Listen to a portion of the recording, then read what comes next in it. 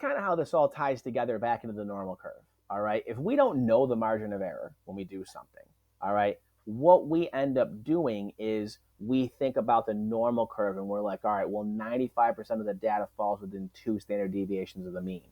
All right. So if I find the mean and the standard deviation, then I am able to, all right, say, okay, the actual mean is confidently, 95% confidently within these two things. All right. So if I don't know the margin of error, but I do know the standard deviations, I'm able to find that margin of error. All right. And then once I find it, I can then do the same thing I was just doing by adding that margin of error onto both sides. Now, again, I'm going to be honest with you. Typically, I'm just going to do the mean plus 2 standard deviations in my little thing that I always do, and then minus 2 standard deviations and write those numbers down.